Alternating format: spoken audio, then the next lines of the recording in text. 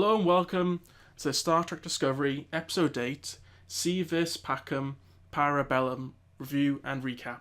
Hey, you got it right. First try. So I'm here with Jacob again. So just before we start, just a quick apologies for missing last week's episode. There was some problems come up and we weren't able to record. Yeah. So we'll have a quick little thoughts on that before we go properly into Episode 8. See, I'm kind of sad that I missed last week's episode, not what to do recording that, because I have a lot to rant about that episode. Because time travel. No, not at this point. Probably it was a bit early to do time travel, really, I thought. I enjoyed the overall episode, but I thought perhaps there's nitpicks. Yeah, I enjoyed the episode. In the timeline, no. I think it just goes into the whole, again, I still think there's a lot of problems with why in the timescale they've gone for so early, really, but... And the fact, she was like, oh, time crystals, we don't know about these in the Vulcan Academy, but no one's ever been able to refine them. A fourth dimensional race. Like, she just makes a logic leap. And we're expected just to go with it. Like, a fourth dimensional race must have refined them. It's like... out of nowhere. it's such a logic leap. I mean, other than that, pretty good episode. I quite liked the fact they brought Mud back. So I thought he'd be like a proper recurring antagonist, but I'm not sure if that is the case anymore. I think it's just a couple of episodes and then he's gone essentially. Yeah, no, he might come back in the next bit. So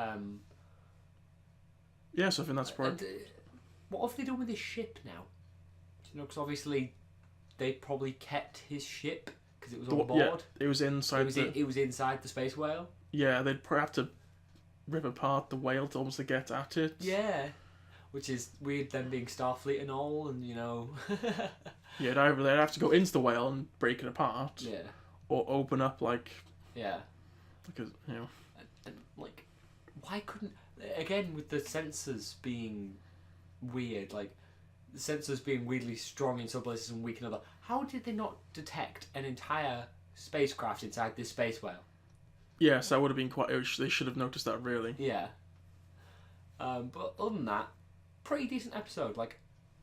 We got a bit of an extension on what's going on with the engineer guy.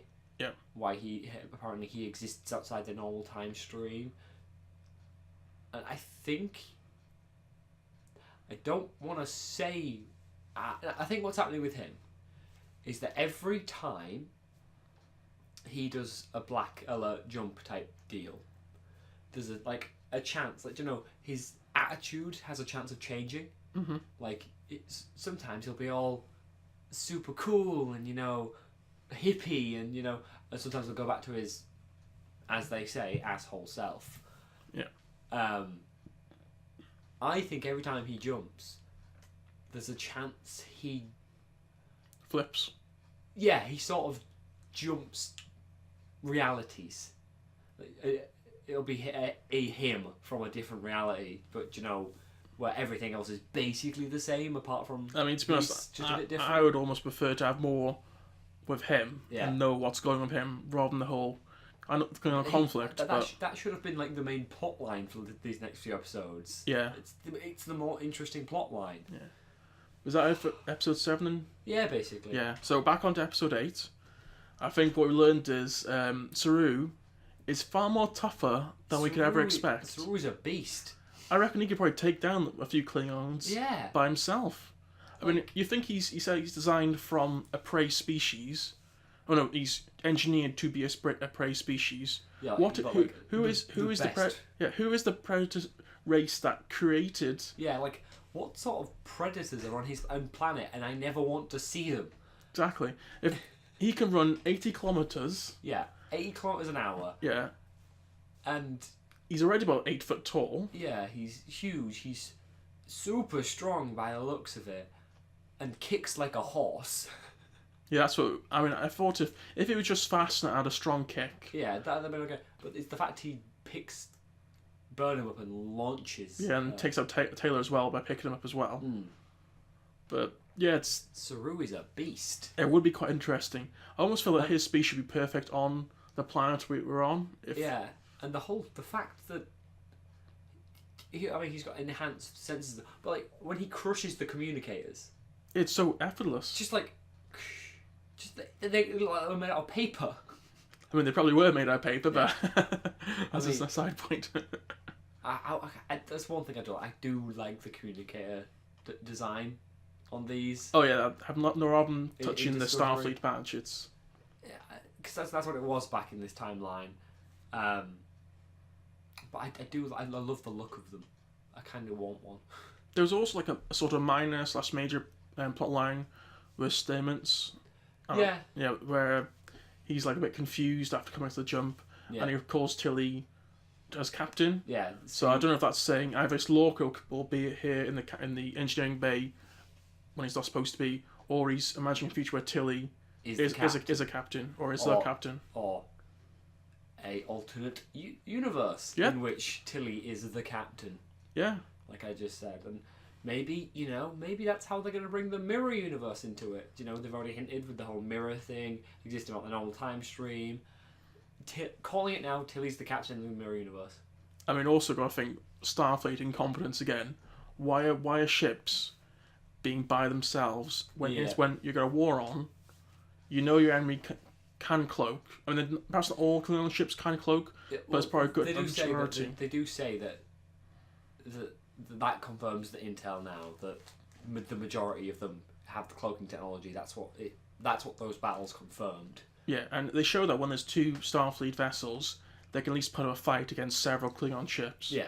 So even if they were in pairs or threes, they would probably be too strong for Klingons to actually engage unless it's overwhelming forces. Yep. Because even in modern fleets, even going back, they don't go by themselves. Yeah, they are escorted never have just a battleship on its own. You might have small ships with it as well, like supporting. Frigates, destroyers, like anti-aircraft or anti-submarine or something like that with them. I don't understand. I know it's like when it's exploratory, that's different. Yeah. But when they're in a war, and when these are the ones patrolling, you don't go by yourself. You don't have a patrol ship on its own. You no. just don't. It's a bit. I don't know, but I thought I overall enjoyed this episode. What do you think? It was the trekkiest that it's been so far. I'm not sure whether you're thinking that's a good thing or a bad thing. It was good. It's the whole new alien species, the first contact protocol. The whole setting up a dialogue. Screw the whole Burnham relationship thing. I wanted more of the cool alien, new race stuff. Yeah, they are quite interesting. They were. I wanted more of that storyline, more of the communication, trying to set up a dialogue between the Parvans and them, and introduce the Parvans to spores. They can jump all over the universe and spread peace. The Parvans show that they can teleport people as it is, because they jumped Taylor from wherever their hut was right across to the spire, just boop, he was just there. That's something that doesn't get addressed. That's an amazing ability that they possess. That's something you might want to ask about. Exactly. If they end up spreading around, they can pop just as well as the spores. Just. I don't know, but right. I think we're gonna head into the recap now. Yeah. So we go into the recap. Just a quick reminder of our little Borg giveaway. Oh yeah. So that's ending on this Friday. That's the 10th. So. I'm still not allowed to enter, am I? No. Jacob is exempt. No, he's excluded, not exempt, from this amazing competition. So we're going into the recap now. So the US Gagarin, didn't quite get that pronunciation right. But anyway, there's a US this ship has been under attack from several Klingon ships when the Discovery jumps in to help, but the Klingons are using cloaking to kind of stop strafe attacks. Yeah, and to stop Discovery from basically picking them off. Yeah. So I thought it was quite interesting starting off an action scene straight away. Yeah. With Discovery, I don't know how strong Discovery actually is compared to these other ships because it seems quite resilient. Yeah, it's one of the most advanced ships. So it's probably got advanced weaponry as well. You can sort of tell by the hits it takes. It's got some pretty beefy shields. Yeah, But it's also quite good. I was quite interested. The Klingons were using interesting tactics. Yeah. They weren't uncloaking and then staying uncloaked. It was cloak, shoot, recloak. That is one thing I will say that I do enjoy about Discovery. That's kind of a bit better than a lot of Trek, but also I don't know. The fact that the space battles look like space battles, there's like, you know, the ships are moving about, you see them doing evasive maneuvers, you see the beams, whereas in other ones, it's usually just flat. It's Starfleet ship here, enemy ship here, and occasionally you have smaller ships flying about, but you'll always have the Starfleet ship just, you know, stationary. As this is an audio medium, imagine your hands are next to each other, so since you have no video to show this. I was doing the hand gestures and everything, but right. So the US ship is destroyed, and the Discovery. I did like Lorca's response to that. I quite like Lorca as a character. He is. We sort of find out in the scene as well after to destroy and jump away. We found out like almost there's another chain of command because Armin, the sort of robot. Yeah. A human who actually seems like she's the next in line after like Saru, Taylor, and Lorca. So she's like the fourth in command. So I suppose because Burnham, Saru, and Taylor away. Above Taylor actually. TAC officer probably wouldn't take the helm as. Oh yeah. But they have a few more characters, a bit more. Yeah. Scenes in this first little bit, which is kind of nice, I guess, because.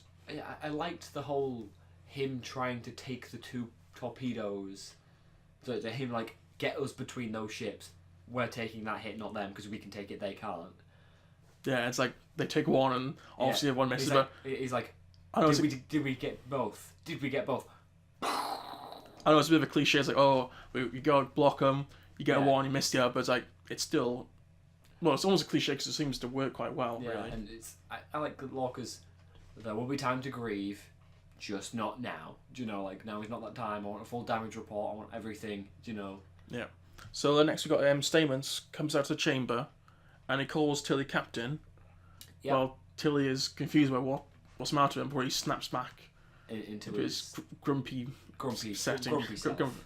Yeah, but I think that's quite interesting because that sets up like a little minor plot within the episode. Yeah. Which is like she's asking like what's the matter. I wish was more of a major plot. Yeah, I'm gonna be honest. Hopefully we'll see more of what's going on with Stamens in the future. But yeah. So Lorca is speaking to Tyrell about the destruction of the Garagon. Yeah. And he informs Lorca about multiple ships being ambushed. The US Hoover. Yeah. And the US Morocco. And he says the Klingons most likely will all be cloaked soon enough. Yeah. But which means that they can attack out of nowhere, just like the Discovery can. But you know, more conventionally. Imagine if the Discovery had a cloak as well. Ooh, that'd be very impressive.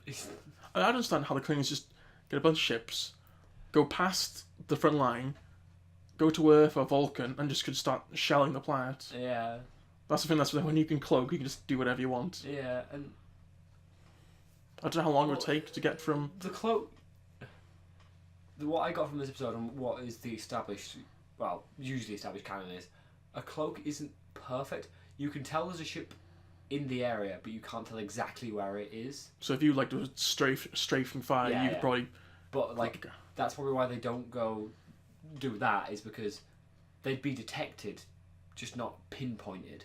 Oh no, what I meant is if you're fighting against a cloaked opponent, you just fire randomly. Yeah. And you're probably gonna like almost like a shotgun sort of shottage, firing a wide burst. I think someone does that at some point in one of the shows. Like they actually do like a shoot around until they hit them and go there, and then focus fire where they hit. Yeah, because obviously normally what happens is they only like one or two shots. Yeah. But I'm guessing because those 1 or 2 shots are far more powerful than just firing fast. Yeah. But I suppose that makes sense because they got advanced sensors. They don't have to. They go fire loads. But yeah, I suppose that's about it for the scene. Because I think Tyrell must be sort of in charge since Cornwell is out of the picture. He's probably the new admiral in charge. Yeah, because I thought he was just a captain, but I checked the wiki and actually he is an admiral. Yeah. So he's the new tippy top dog. But his name isn't actually. He's pronounced Tyrell, but it's spelled slightly different. So the Tyrell conspiracy. Well, that's still maybe they changed name. So perhaps we'll go into that at some future point. Yeah. But anyway, so we find out where Burnham, Saru, and Taylor are now. Oh yeah, because Tyrell's like your mission on Parvel or no, that's Parvo. That's from Mass Effect. Yeah, your mission on Parvo is now of the utmost importance.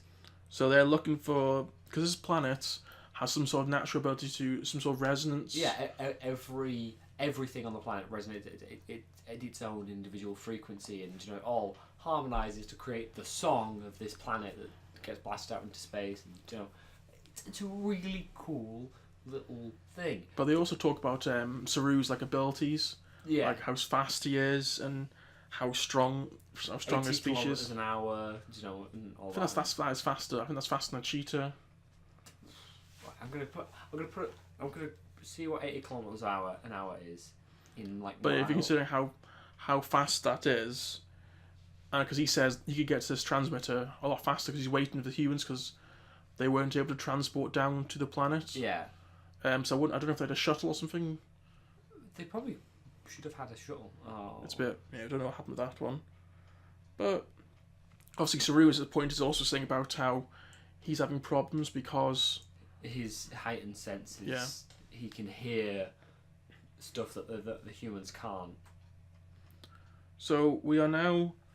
No. No dear. Actually, no. Saru actually communicates with this unknown life form, which comes out. Yeah, like it's almost like it's a bit like a spore. Yeah, because Saru's like, "Can you not hear it?" And then Ash is like, "Wait, no, I can hear that." And then suddenly there's this humanoid-ish shape. Yeah, it's like almost like a bluey, fade glowy or thing, ghostish. Yeah.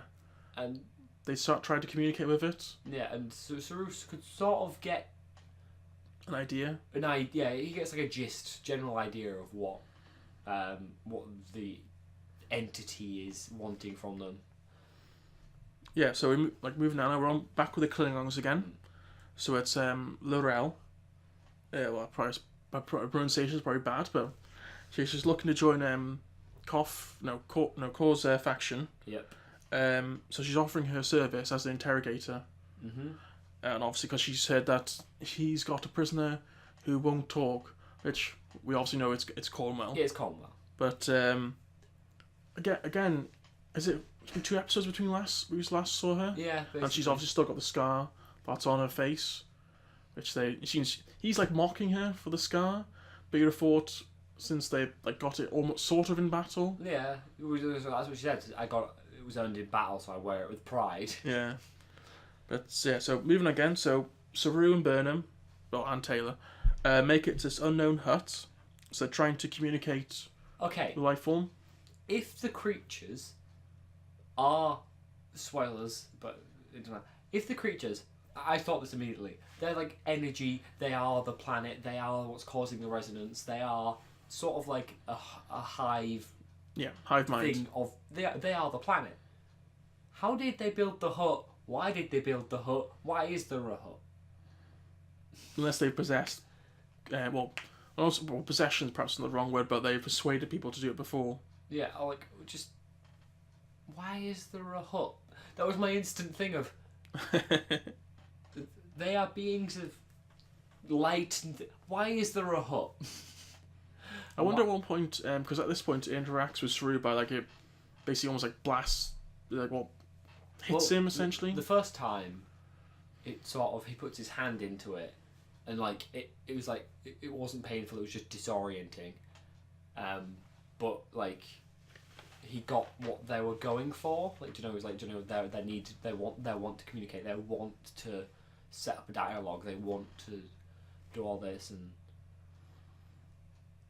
then don't we jump to the scene with Ash and... No, we're back with after this we're back with the Klingons again. Oh yeah. So the Klingons, she walks to the prison chamber of Cornwall. Scream for me. Yeah. And so basically so they can talk with no one listening. It's like good. You were convincing the guard's gone. Why would the guard leave? Because they start screaming? It's not because they don't want to hear it. They're a Klingon. They want to hear it. Yeah, it's... And why would the prisoner screaming make the guard leave? If anything, the guard should stay just in case the prisoner tries anything. Yeah, or is actually accidentally killed. Yeah, like... Oh, you've heard to... Why does the guard leave? Yeah, it's a bit... I can understand the whole... If it was like a traditional prison, you're like, oh, he's leaving because he doesn't want to hear all the screaming. Yeah, but he's a Klingon. And that happens all the time on Klingon prison ships, so... I suppose you have to... It's almost have to let it go, really, because it's a bit... It's the only things that happen. It's the MacGuffin. Yeah. No, so MacGuffin's the wrong word there. Anyhow. So we're getting to the part where Jacob's not too fussed about. Yeah. So Burnham and Tay are talking about post-war plans, essentially. Yeah, he wants to go fishing. I quite like that. That's another thing. That's a very Trek thing to me. It's like, oh, what's your plans for after all this? It's just, I want to get a boat. I want to go fishing. It's a very... So you're on a spaceship and you want to go on an actual ship. Yeah, it's a very Picard. You know, it's a very... It's a staple of Star Trek of, you know, the main characters just wanting to go back to the basics, have it simple, an actual wooden sailboat, you know, an actual rod, catch some actual fish. I'll admit, I like it. It's making me realise that the whole theory that Ash is not who he says he is, if they actually do that now, I'm going to be so annoyed because... It's going to be a complete, like, flip.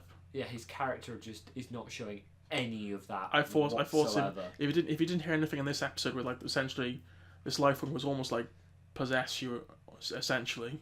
We saw the Tribble on Thingy's desk again, so my Tribble theory might still hold out that he's going to walk into the room and the Tribble's going to go mental. Doesn't the Tribble want to attack him with that? Go for the eyes, Tribble. Anyway, so Burnham essentially said, well, she's going to go back to prison when this war's over. I was like, do you not think your service and, you know, your service to the war might, you know, earn you a pardon? That and, you know, if Captain Lorca's still alive at the end of this, he's probably going to, you know, and if they talk on your behalf. If she helps save, like, Cornwall as well. Yeah, the rest of the crew is probably going to talk on your behalf, like... Yeah, you might just earn yourself a pardon, or a reduction in sentence. Like, oh well, won't be a prisoner, but you must serve Starfleet. Yeah, which would be it's not a proper prison sentence, but it's like transferring you. They're like the height of communism, essentially. So you know, almost serve. Like it said in this episode, there is no death penalty in the Federation. Like you know. Yeah, no prisoners get told they can go back to their burial. So Taylor says, "Notice what you get them." The whole needs of the many outweigh the few, and he's like, "But the needs of the few are still worth fighting for."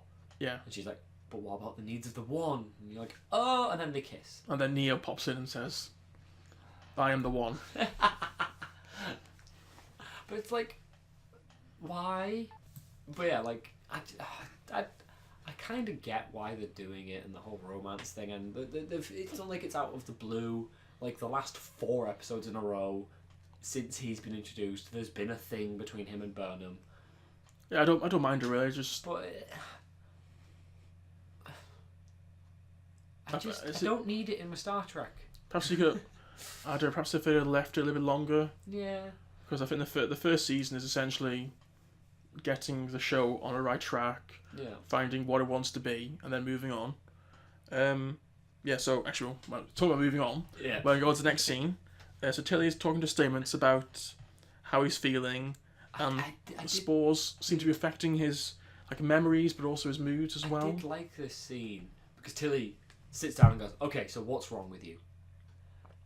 And he's like, "What? Nothing." And then it's like, "You're dismissed, cadet," and she just stays there. And it's I'm glad she did stay there, rather and it's like, you know, Tilly having a bit of backbone. It's her like, if she's going to be a captain one day, this is a sort of initiative. This is the sort of thing you need to be showing. Yeah, I think like Burnham's almost like rubbing off on her. She's like not going to mouse away or whatever. Yeah. But I did like his response saying, "Well, if I told the doctor, if I told the doctor, he'd have to, you know, be thinking I'd be sent away to some lab to be poked and prodded. If I don't tell him, and, you know, it is the impossible situation. If he tells him, then if he doesn't tell him, something happens, then his career's over. Yeah, it's very understandable.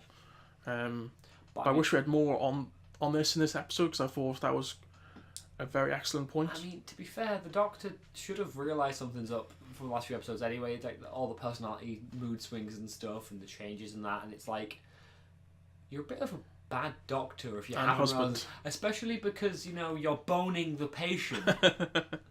Like they are a couple. I mean, if your significant other changes significantly because they're they're injecting themselves with something, and you don't do anything about it, you're a bad partner. Yeah. Yes. Right. So next scene now. So Lorella's talking with Cornwell, actually about how the prisoners are treated in the Federation. Yeah. This is the whole. And she wants to defect. Talks about everyone she knows whose shared her views have gone. Yeah. But she says with Vok, she doesn't say dead. She says chased away. Yeah. So, there's still obviously that still leaves the plot. Oh, is Ash Vok as well? No, because if he is at this point, I'm gonna hate it. Yeah, but I do. It is. They are essentially fueling the theory by not having him in basically only 3 episodes really. Yeah. And obviously one. Well, actually no. The first 2 episodes he wasn't the main Klingon we were following. Yeah, we were following Takar. So essentially he's only had one. Takar? Yeah, no, Takuma. So there's only 1 episode he's probably been in.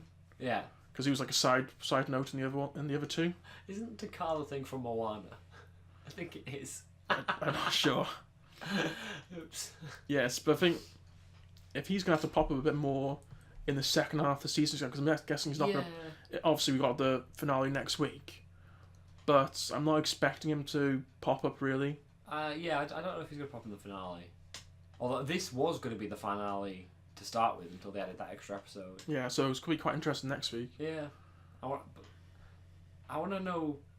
Because this was the one that was planned to be the finale. And you can sort of see it where this one ends. I want to know how the next one's going to end for it to be a finale. Like, I'd have been okay if this would have been the mid-season break because it leaves it at an interesting point. Proper cliffhanger. It makes you want to know what's going to happen. Yeah. They're going to tell us what's going to happen now, so what cliffhanger are they going to leave us with to want to wait till the next bit of the season comes out? Or they might not even have a cliffhanger at all. Yeah. Anyway, let's jump ahead. Yeah. Anyway, so Saru in the next scene is saying that all the planets, the life form is the planet. Yep. And the so why do they need a hut? Yeah. And the life form basically wants to know about other life forms throughout the galaxy and universe. It wants to know, it wants to be known, it wants to learn, it wants to spread harmony. Oh look, it's a mirror for the Federation.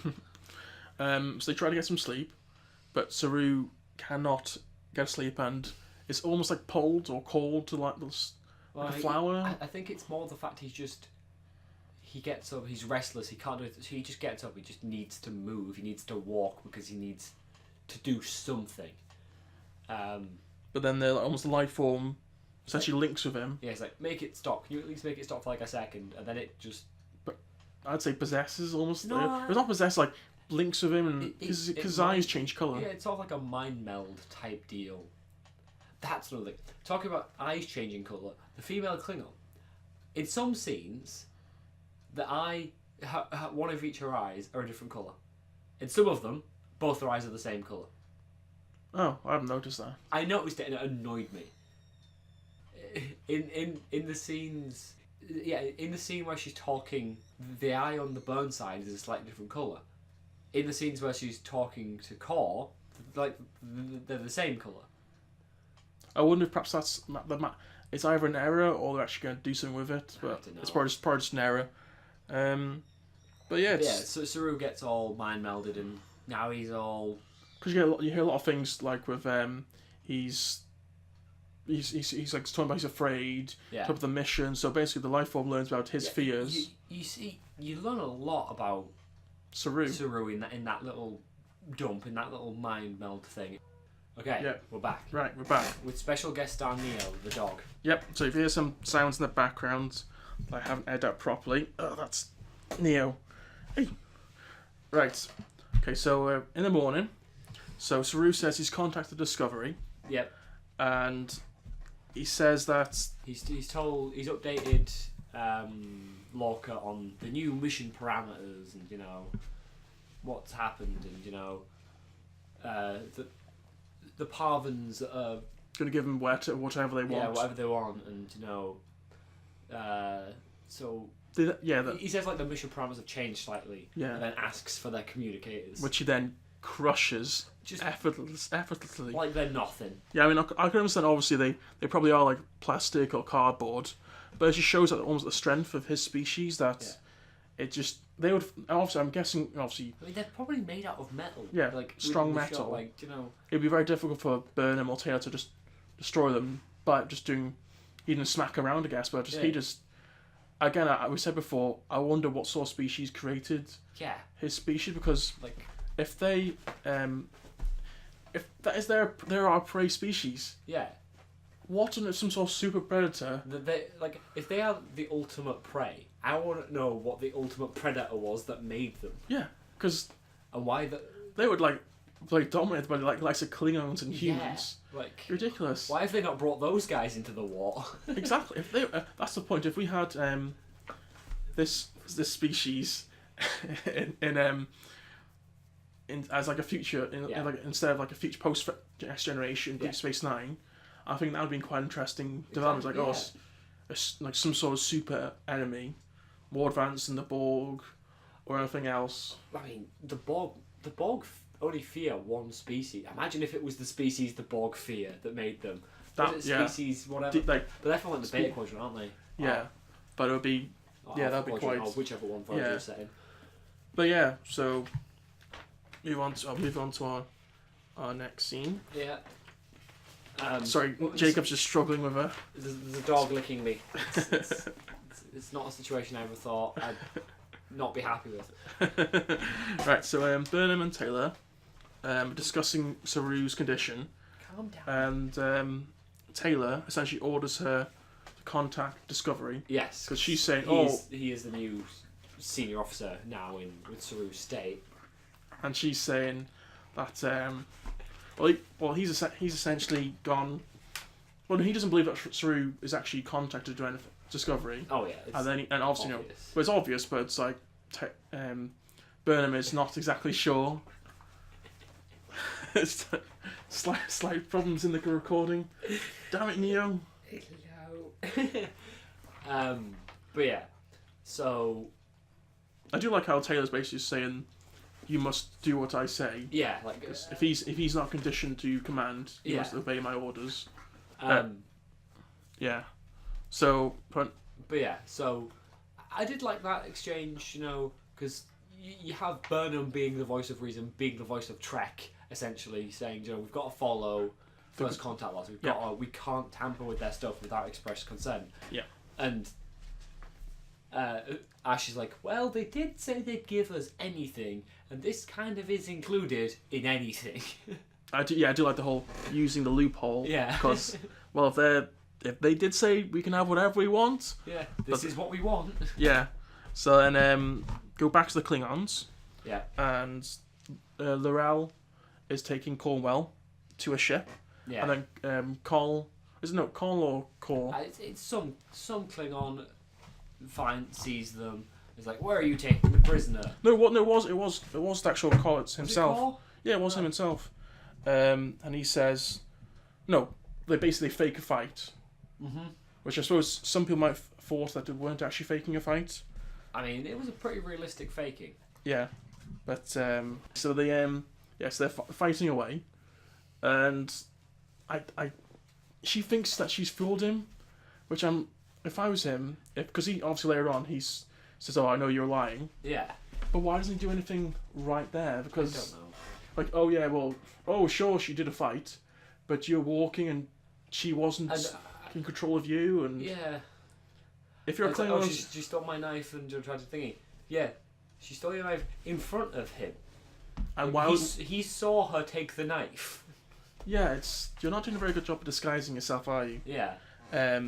But I think it's the sort of thing they want to leave till later on for her like, oh, you joined us, now you're our prisoner. Yeah. But I don't know. It's one of these things they've gone for this episode. Mm. It's just. Is she dead? Is the human dead? No, she likely says that she escapes. What? Later in the episode, it says that she's escaped. Oh, does it? Yeah. Oh, I must have missed that bit. Yeah, it's right at the end. Oh. So Taylor talks to Saru about the planet. Yeah. And life form, like, how do you find the peace? And talks about his concerns about it. Yeah, and I like this like little bit of character with Taylor. Like, you know, if everyone else wants to, you know, stop the Klingons and have peace, and he goes, I want to hurt them. Yeah, I can understand. And it's like, well, you were tortured for 7 months and whatnot, and you know, you did thingy, and you might actually end up being a Klingon yourself, but you know, we'll gloss over that bit. Well, he doesn't want to hurt other Klingons. True. But then he used like some sort of rock to try and convince him of the planet, and that's how they find out about his Saru figures out his intentions. Some sort of psychic rock. Yeah, and then he's like picks him up with one hand. I like the Saru's ganglia, is it? Yeah. They go boom when he finds out what Ash is up to. Him. Like, but it's just the strength. To deceive me. It was just the strength in like just one picks hand. him up and throws him away, and like it's just he's very, very, very strong. You got some terrible CG of him running. That's coming out, isn't it? Yeah. So so Burnham is obviously heading towards the transmitter, which I don't know. They must have it was 80 kilometers, so she must have but I don't know how far away they were. It was 80 kilometers from the drops. They walked for a bit, so you could assume perhaps 40. Yeah, you could assume that they were pretty close. Yeah. So it's relatively close, but not too close. Yeah. If she spent like a half morning going across there walking. Yeah. Or well, I don't know how fast she's actually going, but assume walking. Yeah. And basically Saru started racing off to get to her. Yeah. He did say that he could have gotten from where they teleported in like 15 minutes. 15 minutes. Yeah. So L'Rell drags Cornwell to her ship. Yeah. And that's where she finds loads of bodies. I assume that's her house. Yeah. Which is what I don't know why later on she goes, oh well, now I'm going to be a part of your house. Yeah. Because obviously if he's killed off loads of people from her house. Yeah. Why is she then going across going, why didn't she leave right there and then when she was going to anyway? I don't know. I honestly don't know. Yeah, it's a bit. There is no logic. Well, no, she wants to make him pay, so I'm guessing she's saying she's going to join. Oh, blow the ship up like as the last thing for her. And she's going to find some way to do something, and you know that's going to happen because Kor is the bad guy, and you know. Because you have to have a bad guy. And even with the Klingons, you know. He's the bad guy. The bad guy. guys. A happy ending. Yeah. Yeah. So Burnham is settling up the communicator when Saru is obviously still running. Yeah, and but it's some great CG of him running. I like the shape of his leg. His feet almost do look hoof-like. Yes, that's why I thought he'd be like almost like a horse. Yeah. Like legs. That's why I expected. You expected strong legs, perhaps weak upper body, which would be fair enough. But they get into a fight and she's just dominated by him. Yeah. And if it wasn't for that, I love the sound design and something like that. Because when Saru kicks her, there is like a properly satisfying crunch. Yeah. From for her stomach, yeah. And you're like, oh, like you felt that impact. That was a meaty. Yeah. If he'd wanted to, he probably could He could have killed her. Could have killed him probably one hit. Like, we heard about horses if they when they kick and they can do. They can actually kill people in like one kick if you get unlucky. But it was only because he wanted to destroy the communicator that she had a chance to get her blaster out. And phaser. He took 2 phaser stun bolts and was still standing. Why were they experiencing the tardigrade and not on his race? They could be like shock troopers. Yeah, like just imagine that you drop them on a planet of Klingons. Yeah, they could race past their lines. Yeah, take down quite a lot of Klingons pretty easily. Yeah, and still take enough damage. So that's why I think this species should have been. Yeah, that's what I think they would have been. It should have had a future series because they've been perfect to pop in really. Yeah. But yeah, so. Takes a few hits to take him down. And then the life form, the Parvan boops Taylor there. What is how that as well? That's very impressive. Very impressive. Just pop them without no technology. Just surround you and put you to another side of the planet because they're meant to be the whole planet. Yeah. So it's not like they're a living planet. I'm not exactly sure how it works exactly, but I suppose you're not really supposed to ask. But it's Ego, the living planet in Star Trek. But yeah, it's like they allow the Discovery to contact them, who then beams them back across, and Saru is like, does not want to leave. Yeah. Which in the next scene, I did love that scene where he's like, no, and then during transport, and he just starts crying on the transporter pad.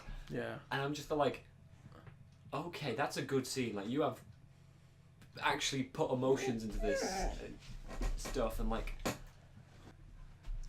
it's, yeah, I really enjoyed that scene. Yeah, then obviously next scene they're in the medical facility. Yeah. And he is still like devastated from being separated from the planet. Yeah, and like he explains about how he's always lived in fear, and his species always lived in fear. They are born scared because they're prey. And my entire life I've never known a moment without fear until then. Yeah, it's quite sad for his character. And like Bellum was like, you weren't yourself. And he's like, but I was. Like, do you know, like the most purest of species. Yeah, like that's the most himself he could have been because he was him without fear. So then next we got the Ral, and she joins Core, but who then decides, I'm going to join your species. No, your house. Yeah. But instantly gets in prison for treachery, which was kind of odd. So you're a lot. You think I wouldn't see through your deceptions? Show me through the lies after I put this face paint on you. And you let get rid of the Admiral as well. Yeah. Which seems kind of. It seems like he was a bit late to get the treachery. If he didn't feel like, he should have been like, yeah, I could see the fake thing. I'll take them both off you. Yeah. Then he would have captured her already, had the Admiral already, and it'd been simple straight away. But I guess they needed the Admiral to get away. Which is kind of surprised she's essentially escaped Klingons so quickly. Yeah. I know Lorca obviously escaped quite quickly. That felt like it was supposed to happen. I mean, they were chased, and there was a whole thing, and yeah, well, Cornwall's just disappeared. Yeah, which was, I don't know, it just seems like prisons, Klingons, they're fierce. Klingons are pretty bad at prisons. Yeah, it's all. I'm really scared of Klingons. It's like, yeah, but you got 50-50 chance. They're so incompetent that you're gonna just walk out. Walk out the door. It's like, I choose one. I choose you. What, me? Yeah. Choose your pain. Points at the guy. Punches himself in the face. I was like, how'd you get out of Klingon prison? Well, they said, who do you want to get hit? And I chose him. Yeah. So he punched himself. Knocked himself out. I took his phaser. I took his gun, his communicator, took a ship and left. Yeah. Like, whoa, that's the 5th one this week. So back on Discovery. Yeah. In the final scene, they're saying, oh, we don't have the ability to learn where all the cloaked ships are. Yeah. But instead they're transmitting a signal. Yeah, it's like, oh, the Parvans are transmitting a signal that is currently only on 2 subspace bands, ours and the Klingons. And he's like, oh, because they're an entire... You saw this coming a mile off, because their entire species... want peace. Want peace. They want to spread a harmony. They want to stop discord. That's their entire thing. So they're bringing them together to try and talk it out or whatever. But you know what I'm expecting? I'm expecting the Parvans are going to secretly be badass and like swarm all over like Klingons. Just like if the Klingons and the Federation start fighting, the Parvans are going to like send out some sort of signal that disables their ships, and the Parvans are like, no, you are going to talk this out. It's like, I'm putting you in the naughty corner. You're not leaving until you've talked this out. Yeah. It's because they say, oh, we got to fight to save them. Yeah. But I've got to think they got to be something up their sleeves to basically disable all the ships. Yeah, the Parvans' only line of defense. It's like, you are, but you could just send a call to Starfleet. Yeah. And get some backup. Yeah, I don't know. Is there actually any ships that can actually like destroy a planet in Star Trek? Not at this point in the timeline. Yeah, because it's not like. I mean, they could rain fire. I mean, they could do nukes are a thing. Yeah, so but considering like the whole planet essentially is the life form. They could nuke this. They could make the surface unlivable. But if, like, definitely. But I wonder if it's like if underneath the surface they're essentially still around, so it actually. Yeah, they couldn't.